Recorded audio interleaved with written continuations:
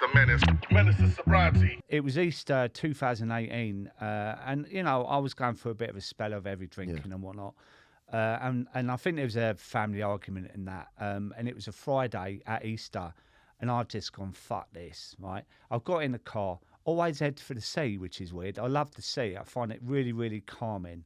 You know, when stuff goes wrong, you're like, yeah, I just go to the coast, right? And I went down to Eastbourne, and it was Easter. There's nowhere to stay. But in a way, it was a bit of self-sabotage, right? Because I thought, I don't fucking need anywhere to stay. I'll sleep in a car if it comes. I went straight to the booze in Eastbourne, Duke of Devonshire, I think, at 10 in the morning, or half 10, they were serving breakfast, pint of Stella, right, half 10. It was actually quite hot that day, I remember, right? So I got a little table outside, bit of sun on my face, bloke next to me started chatting, my new mate, you know, and then he said, I'll save you space, mate. Going, do you want a beer, mate? Yeah, go on then. Then his mates turned up. I had a whole little new family of mates around me, right? 10:30 at night, I'm still drinking with them, right?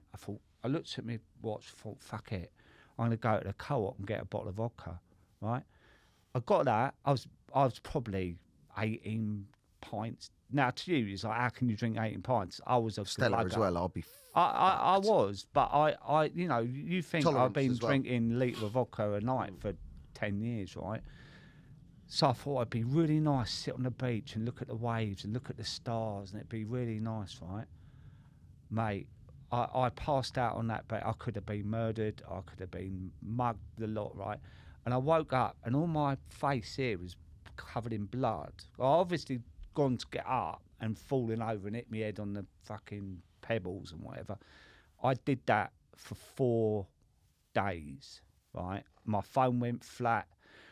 But this is important as well. Just before that, because of my boozing, I was depressed, right? So I went to the doctors and he put me on antidepressants, right? 50 ml of sertraline, right? And they weren't working because I was drinking.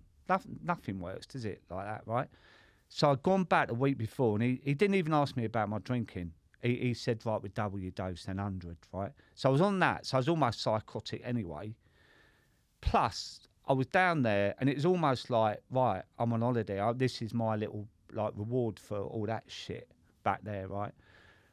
But gradually, I become ill. I was literally withdrawing on the beach in the morning.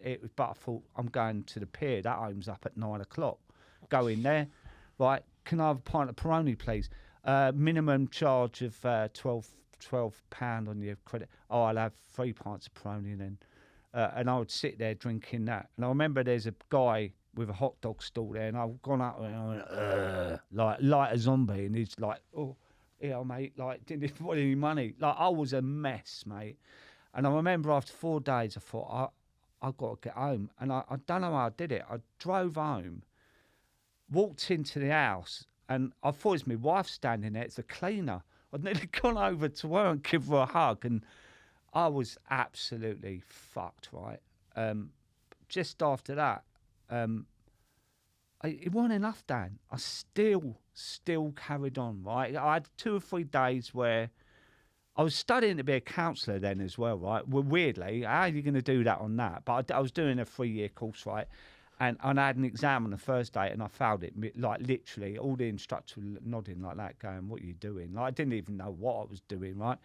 But after that, I had my Rolex stolen, like a really expensive Rolex. And then my mum fell over and hit her head on the path, and I went to see her in hospital, and she was like a skeleton. Like, I couldn't believe what it weren't like my mum, you know.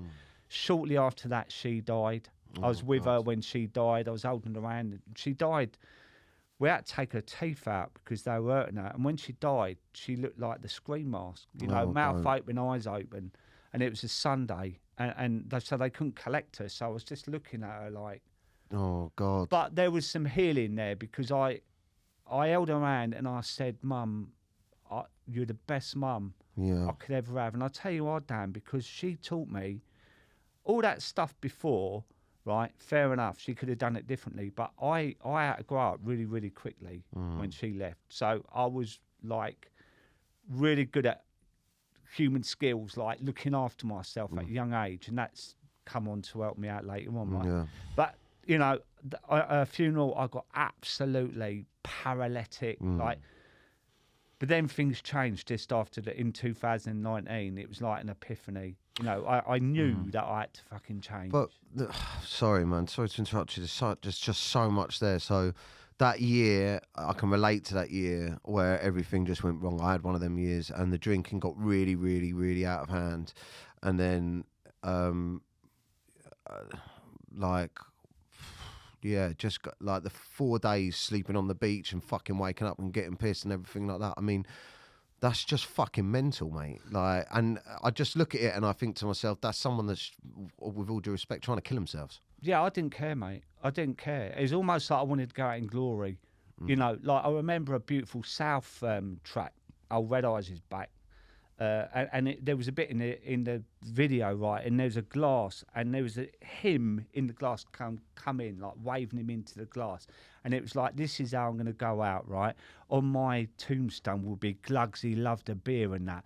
But I thought afterwards, like, who would have been there? Fucking no one. Like, Yeah, not them lads at the pub. No, they're not your real mates. Do you know what I mean? They're your drinking buddies. They're not real, because a real mate would have gone, Dave, mate. What you doing? Can you have a chat with me? Because you can't go on like this. You know what I mean? And it was like a real mission to fuck. You know, like you say the fuck it button. Like, this was a fuck me. Yeah. It was that. It's like, I'm worth nothing now. Look at the state of me. Menace to sobriety. Just a menace. Just